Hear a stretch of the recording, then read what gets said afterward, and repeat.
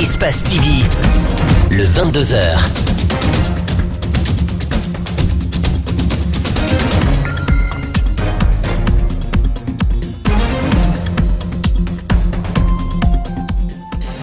Mesdames et messieurs, c'est toujours un plaisir pour moi de vous retrouver au compte du 22h, dont voici les principales articulations. Après Cellou Dalein Diallo, chef de file de l'opposition guinéenne, c'était au tour de la majorité présidentielle d'être reçu par le chef de l'État au palais Sékou Touré ce mardi. Alpha Condé a réitéré sa volonté de parvenir à un règlement pacifique de la crise politique. Les détails, c'est dans ce journal. L'Institution nationale indépendante des droits humains, en abrégé NDH, a un nouveau président. Le bureau de cette institution a été renouvelé par ses 26 commissaires dans un climat tendu. Et puis nous parlerons dans ce journal de Dr Nyanga Nessefor Malo, un chercheur méconnu du grand public mais aussi du monde scientifique guinéen. Et pourtant, il a du génie. Vous saurez pourquoi dans un court instant. 24 heures après avoir reçu le chef de file de l'opposition guinéenne, le président de la République poursuit ses consultations. Il a reçu cet après-midi la délégation de la mouvance présidentielle. Alpha Condé a réitéré sa demande faite au comité de suivi des accords politiques d'octobre 2016. La majorité présidentielle, quant à elle, s'est engagée à privilégier le dialogue pour le règlement pacifique de tous les différents politiques. Amadou Damaro Camara, président du groupe parlementaire du RPG Arc-en-Ciel, est au micro de nos reporters Idrissa Bari, Korea Bokourma. Nous avons d'abord recueilli ses conseils, ses recommandations et surtout les informations qu'il nous a données à propos des différentes rencontres qu'il a déjà eues et qu'il va avoir. Maintenant, moi-même, je suis le chef de mission de la majorité au comité de suivi. C'est un cadre de concertation, c'est un cadre de dialogue. Au cours de ces dialogues et dans ce cadre, tous les problèmes qui y sont seront examinés à tête froide et aussi avec le cœur ouvert dans le sens de trouver une solution aux différents problèmes qui se posent à la nation. Et puis, comme annoncé dans le titre, l'Institution nationale indépendante des droits humains, en abrégé INDH, a un nouveau président. Ce mardi, les 26 commissaires présents ont renouvelé leur bureau composé de 5 membres. Mais au cours de l'élection, la légitimité du nouveau président a été contestée par son adversaire Frédéric Loua, qui invoque une violation de l'article 31 de cette institution. Abdourahmane Ba, Abouakar Din Kamara pour plus de détails. Au total, 5 postes à pourvoir pour la mise en place du nouveau bureau de l'UNIDH. Le poste de président est raflé par le commissaire Ali Diaby avec 22 voix contre 7 pour Foromo Frédéric Loua. Facile Emara est élu vice-président chargé des relations avec les institutions face à 2 adversaires. Les 3 autres seront dirigés par les candidats sortants qui n'avaient pas d'adversaire. Mais après la validation des votes par l'huissier de justice, le candidat perdant au poste de président ne reconnaît pas les résultats. On dit que la qualité de membre de l'institution est incompatible avec toute autre fonction élective. C'est l'article 31 qui le dit. Il a été élu comme membre de l'INIDH. S'il a été tiré au sort, ou bien il ne peut pas vouloir du beurre et de l'argent du beurre, soit il veut retourner comme professeur et on aurait dû le remplacer si l'INIDH fonctionnait normalement. Mais depuis là, il n'a pas été remplacé et il revient, c'est lui qu'on le propulse en violation de la loi comme président de l'INIDH. Pour le nouveau président de l'UNIDH, aucune procédure n'est biaisée. La loi lui confère toutes les qualités pour être candidat. Quel que soit le raisonnement juridique que vous tiendrez, il est évident que je n'ai pas été remplacé. Alors qu'est-ce que vous voulez si c'est le droit? Je suis membre de l'INDH. L'INDH est une institution chargée de la défense des droits de l'homme en Guinée. Elle a montré ses limites par le passé. Le nouvel élu s'engage à améliorer son fonctionnement. La première est nationale, c'est de faire en sorte que l'INDH soit l'objet d'une gestion consensuelle, bénéfique, une gestion inclusive et participative. Au plan international, je me battrai pour incorporer les standards internationaux, aligner la Guinée et faire jouer à l'INDH la Guinée un rôle de leader en Afrique. Cette tâche ne sera pas facile car le candidat perdant compte porter l'affaire devant la Cour constitutionnelle dans les jours à venir. Que perdure dans le pays l'unité et la paix, voilà ce que souhaitent des politiques après la rencontre entre Alpha Condé et Cellou Dalein Diallo. Mais cette paix des braves entre les deux hommes ne rassure pas tout le monde, car le comité de suivi des accords politiques peine à jouer pleinement son rôle afin d'éviter à la Guinée des crises politiques qui sont devenues récurrentes. Les détails, c'est dans ce reportage signé Djibril Ba, Lamine Silla. Ce mardi 3 avril, c'est un soulagement qui s'empare quasiment de la classe politique. Le salut porté sur la rencontre entre Alpha Condé et Cellou Dalein est sans détour auprès de nos interlocuteurs politiques. En rencontrant le président Cellou, le président de la République pose ainsi un acte qui vient en tout cas apporter un peu d'accalmie à cette manière de manifester qui parfois ne prête pas à ce que les populations qui ne sont pas intéressées par les différentes manifestations ne puissent pas vaquer à leurs occupations. C'est un événement que toute la mouvance salue. Toute la mouvance l'attendait à point nommé. Les conclusions de l'entretien des deux plus grands blocs politiques sont celles à peu près du 12 octobre 2016. Dans la foulée, la sollicitation a été faite au comité de suivi pour les appliquer, parmi lesquels l'on retiendra l'indemnisation des victimes de pillage lors des manifestations politiques. Et nous attendons de voir ce que ce comité de suivi va décider par la suite. Espérons en tout cas que ce comité de suivi qui est censé, d'ailleurs, qui d'abord n'a même pas pris ses responsabilités en amont, qui aujourd'hui encore revient sur les mêmes réalités. Sans oublier la contestation par l'opposition des résultats des 12 sur les 342 circonscriptions. Dans ce contexte, les candidats indépendants au communal du 4 février estiment qu'une telle revendication ne doit être l'apanage de Cellou. Ces communales ont eu en tout cas la latitude de permettre à ceux qu'on appelle des indépendants, qui sont également des fils de ce pays, qui n'ont pas la même manière de manifester que l'opposition, mais qui constituent des forces vives qu'il est censé pouvoir écouter. L'honneur revient ce mardi à la mouvance. Elle devrait être reçue par le président de la République. Et sur un tout autre plan, le projet énergie de l'Organisation pour la mise en valeur du fleuve Gambie va bientôt voir le jour. En attendant l'exécution des travaux, une série de compensations des personnes qui seront affectées par le projet commence. La construction d'un poste à la baie, précisément dans la sous-préfecture de Garambé, en est une parfaite illustration. Les ministères de l'énergie et de l'environnement ont pris part à la remise officielle d'un chèque d'indemnisation d'un citoyen. Mamadou Sadio Baldé, Mohamed Al-Hussein Kamara. Avant que les citoyens ne libèrent leurs terres, ils se verront rembourser les investissements consentis. Comme le précise le Haut Commissariat de l'OMVG, il s'agira, je cite, des compensations qui portent sur les investissements réalisés sur la terre et par la terre. En contrepartie, toutes les villes traversées par le projet vont sentir un changement dans leur quotidien. Ce poste qui sera installé à Garambé permettra d'alimenter en électricité toute la ville de Labé et des agglomérations environnantes et de contribuer à l'émergence de la zone du Fouta, stratégique dans le développement de la Guinée.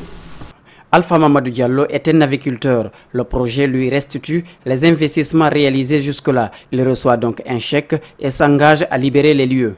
Un chèque de 307 80 000. Montant que j'ai reçu, je suis content et encore. J'ai demandé de faire nous aider encore pour que le projet marche. Le ministère de l'Énergie a rappelé le bien fondé du projet et appelle les citoyens à faciliter l'exécution des travaux. Il justifie la provenance des montants dans cette opération. Comme vous le savez, les montants dont vous bénéficierez ne proviennent pas du financement d'un bailleur de fonds du projet, mais de celui de la contrepartie de la République de Guinée au financement du projet énergie de l'OMVG, donc de vous, les contribuables guinéens. Le préfet de Labé ainsi que le sous-préfet de Garambé ont promis d'accompagner le projet dans la sensibilisation des populations touchées par la construction du poste.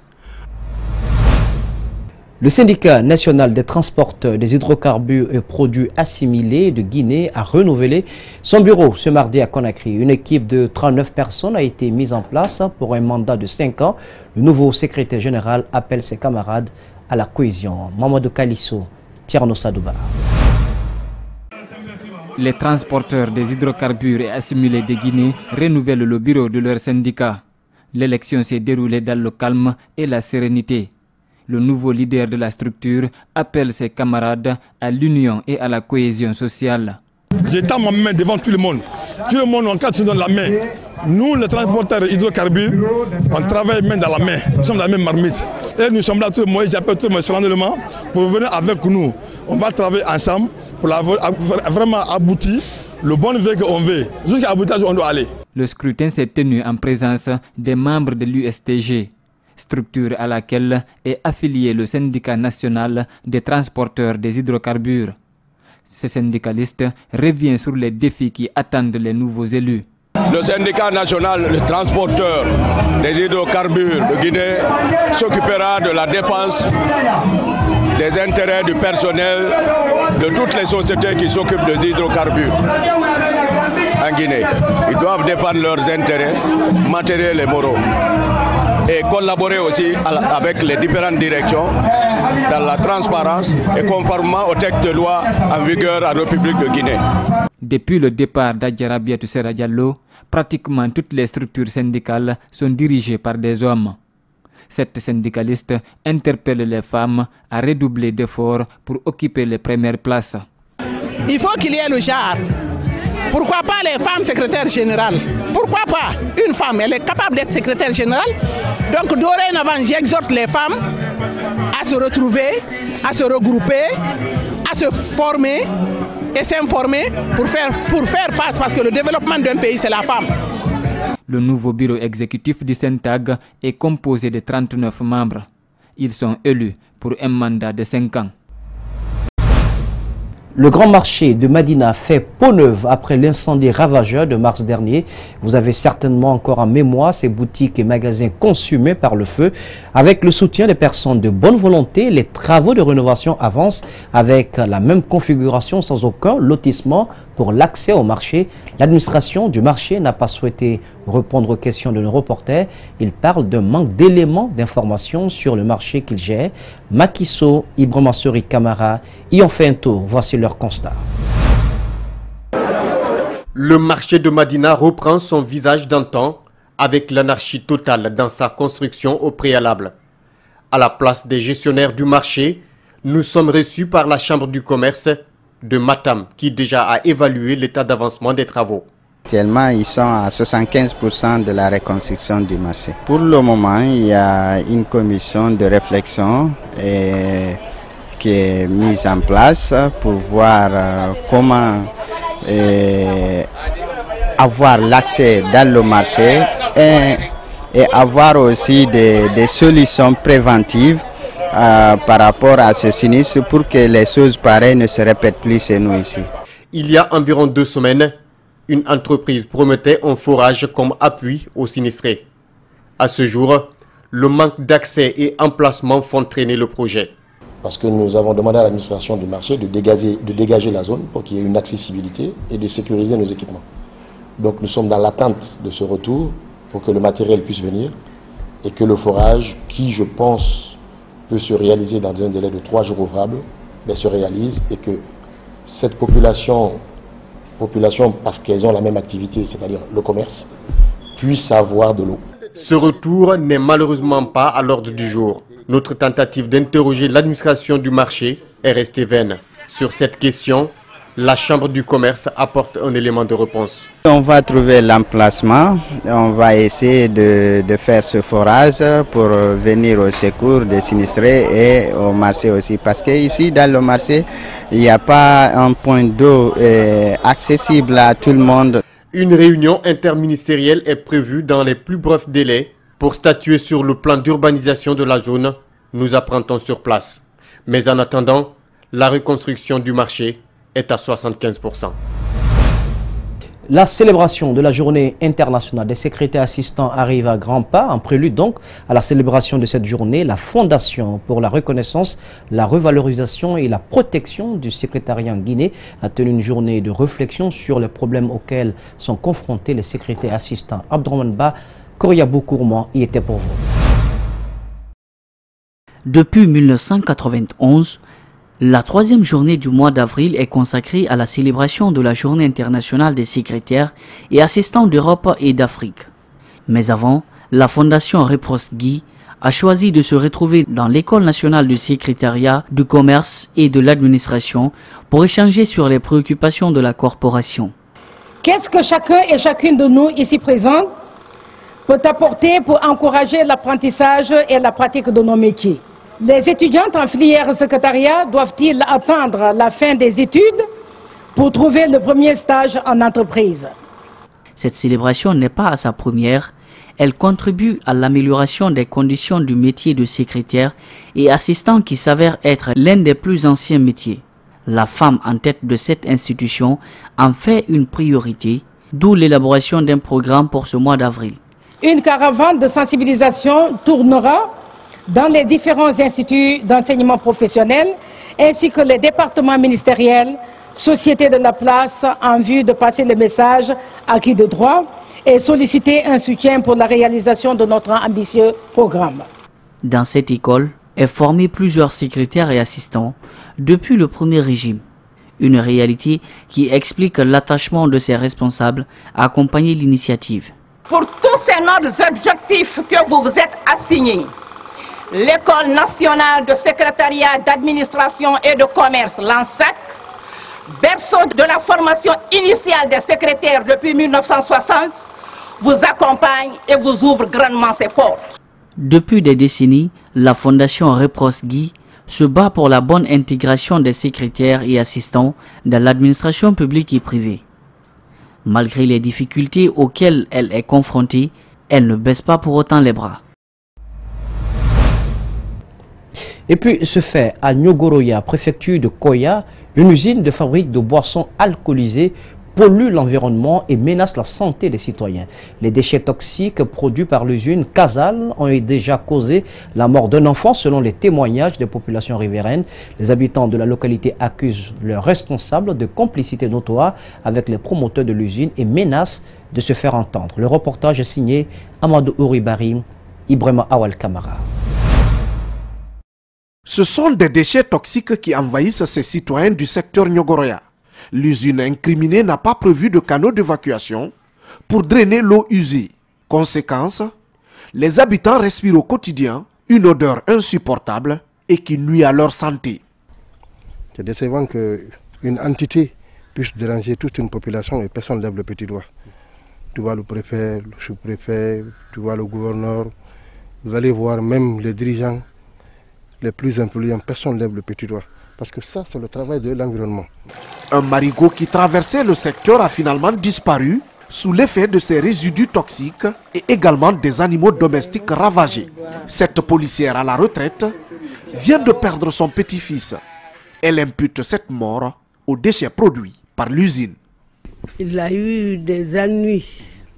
La respiration de l'eau là, ça nous embête trop. Parce que quand tu te couches la nuit, tu ne peux même pas respirer.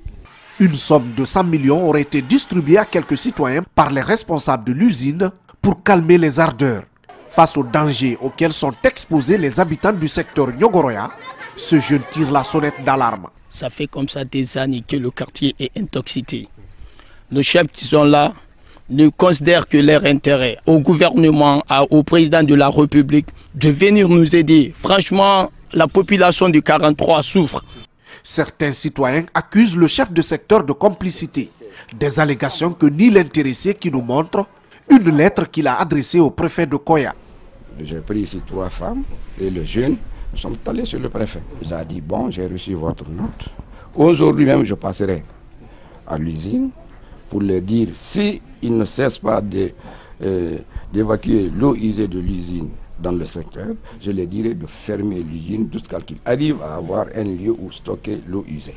Le ministre de l'Industrie, interpellé sur cette situation dans les grandes gueules, indique que son département avait sommé l'usine d'installer des canaux d'évacuation pour le respect des normes environnementales. Boubacar Bari Bigop menace de fermer l'usine Kazal pour désobéissance. Allons à la découverte de Dr Nyanga Nicéphore Malo, qui est un chercheur méconnu du grand public, mais aussi du monde scientifique guinéen. Pourtant, ses prouesses, parmi lesquelles une mini-usine d'extraction d'huile de palme, prouve tout son génie et en dit long sur son parcours atypique marqué par ses nombreux diplômes et médailles. Nicéphore Malo, le portrait d'un chercheur hors pair méconnu du grand public, c'est un reportage de Mamadou Saliouba et de Djibril Kaba Kamara. S'il n'y a pas de recherche, il n'y a pas de développement et tout le monde est conscient, ils sont tous conscients. Sa parole n'est pas si rare, mais en Guinée, il est classé dans la catégorie des intellectuels cachés du grand public. Un docteur hors pair qui marche avec plusieurs diplômes. Nicéphore Malo est tout simplement un chercheur, un professeur, un détenteur d'un PhD de l'université Lomonosov de l'ex-URSS. Rien n'était pourtant écrit que cet homme qui avait abandonné les études après un accident allait avoir autant de diplômes et de médailles. J'ai fait des études postdoctorales de 2 ans aussi, entremêlées d'un certain nombre de stages à Londres en 1984 à l'université de Londres. J'ai fait un stage à l'Institut de technologie de Berlin. J'ai fait un stage pour la FAO à Dakar. Son mal de jambe ne lui a donc pas empêché de développer son centre d'intérêt, les plantes. Membre de l'Académie des sciences de New York, fondateur principal de l'Institut canadien des produits naturels tropicaux à l'Université d'Ottawa, cet ancien diplômé de l'Université Gamal Abdel Nasser de Conakry a un sentiment fort pour les plantes, mais déteste l'égoïsme. C'est vrai que tout ce que nous faisons, on fait d'abord pour soi, mais il ne faut pas que ce soit l'essence. L'essence, c'est il faut d'abord faire ce que j'aime, c'est faire ce qu'il faut pour la communauté, pour les pauvres, pour aider les gens à changer de conditions de vie et de niveau de vie. Et ce n'est pas parce qu'il est venu au monde en 1958 qu'il va laisser son pays seul avec le virus Ebola. Nicéphore Malo a contribué dans la lutte contre l'épidémie. Aujourd'hui, il se lance contre le VIH-Sida. Il y a une plante qu'on appelle le Momordica charantia qui contient une protéine qui est baptisée MP30 et cette protéine-là est un inhibiteur de propagation du virus du VIH. Lorsque quelqu'un contracte le VIH et que la personne a la chance de consommer cette protéine, le virus ne va nulle part. Le virus reste confiné et peut même mourir. Comme tout chercheur, Dr Malo aime faire des recherches et déplore qu'elle ne soit pas soutenue en République de Guinée.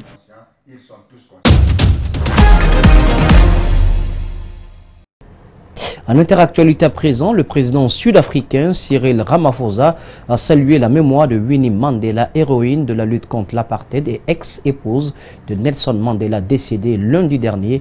Le président qui a annoncé des funérailles nationales pour celle qui fut un symbole de la lutte contre le régime.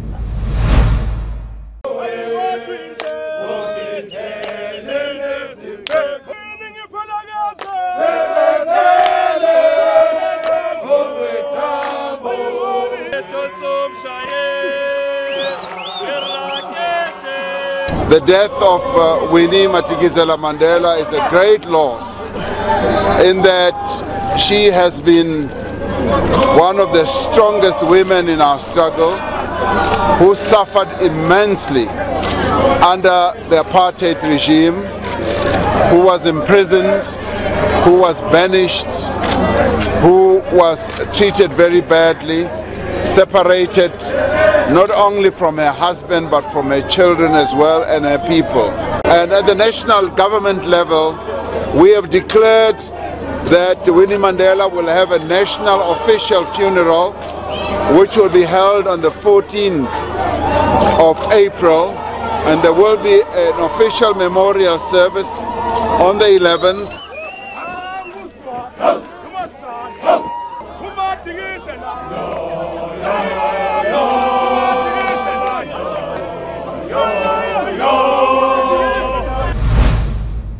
Au Soudan, une équipe nationale féminine de football demeure un rêve lointain, mais Salma Al-Majidi a brisé les barrières en devenant la première femme coach d'un club de football masculin. À 27 ans, elle est présentée par la FIFA, la Fédération internationale de football, comme la première femme arabe et soudanaise à prendre en charge une équipe d'hommes dans le monde arabe où ce sport est omniprésent. Au Soudan, une équipe nationale féminine de football demeure un rêve lointain. Mais Salma Al-Majidi a brisé les barrières en devenant la première coach d'un club de foot masculin. À 27 ans, elle est présentée par la Fédération internationale de football comme la première femme arabe et soudanaise à prendre en charge une équipe d'hommes dans le monde arabe où ce sport ne cesse de prendre de l'importance. في غباء ممكن تكون معينة في السودان يعني بتعتقد إنه للمرأة ممكن يكون ما عندها أي دور في المجتمع غير إنها هي تكون في البيت وحتى في البيت إنها بس تقوم للخدمات المنزلية. فهو كان رافض تماما فكرة إنه تكون في الملعب في مدربة وهي اللي بتوجه الأوامر وإنه هو كرجل لازم ينفذها. فهو كان ماخذ الموضوع بين إنه أنا كرجل وهي مرأة، إنه أنا مفترض ما أطيع أوامره بحسب فكره بتاع يعني اللي تربى عليه أو الفكر بتاع القبيلة بتاعته اللي هو ماخذه. فيعني كنت بلاحظ دائما إنه في التمرين يعني حتى التمرين المادة اللي احنا بنقدمها عشان تطبق هو بيصير إنه ما يطبقها بصورة صحيحة. Fille d'un policier à la retraite, elle avait 16 ans quand elle est tombée amoureuse de foot. Elle se rendait souvent à l'entraînement de l'équipe de son plus jeune frère à l'école et est captivée par les instructions du coach et par chacun de ses gestes. واجهتني اعتراضات كثيره كيف يا تسمح للبنت تمشي تقدر تكون مدرب وسط الرجال. فانا قدرت ماشي واجهوني فين وجهه عنيفه والله. يعني الرئيس الكبير هناك واجهوني وقال لي كيف تسمح لها وده شغله بتاع عنيف وشغله بتاعت رجال وشغله بنت وتمرق من يده. قلت لهم بنتي ما مرق من يدي. انا اثق فيها ثقه كامله لان هي الرساله دي حتديها. وما خايف عليها من شيء. ان شاء الله تدي رساله وحتكون حديث الناس في السودان. Au Soudan, pays régi par la loi islamique depuis 1983, il n'y a pas de loi interdisant le football féminin. Mais la société conservatrice ainsi que le gouvernement islamiste font qu'il n'est pas encouragé. Et puis avec un TGV sur 8 en moyenne et un train régional sur 5, les cheminots donnent le ton mardi de la mobilisation contre la réforme de la SNCF. Les passagers, eux, sont partagés entre colère et résignation au premier jour d'une grève susceptible de durer.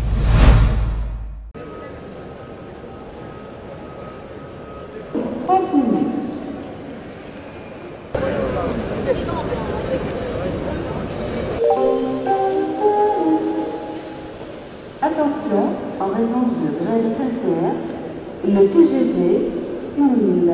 À l'heure actuelle, la situation est calme, donc tout se déroule comme prévu. Je rappelle également aux voyageurs de reporter leur voyage si possible dès lors qu'ils n'ont pas reçu un SMS les informant de la circulation de leur train.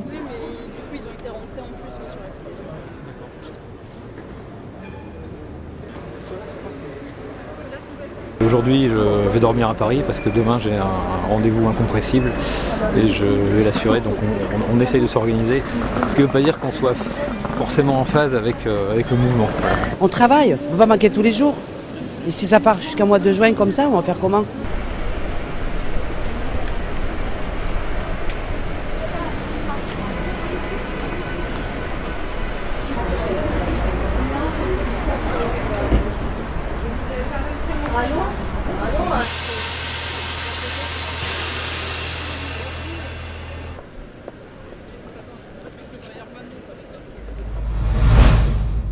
Voilà, mesdames et messieurs, ainsi donc prend fin cette édition d'information cadrage pour vous. Tierno Sadouba était présent à la régie Nalaï Lamine Sidibé, le tout sous la supervision technique d'Ali Kabaye de Francis Collier. L'info, ne l'oubliez pas, c'est aussi sur espace-tvguinée.info.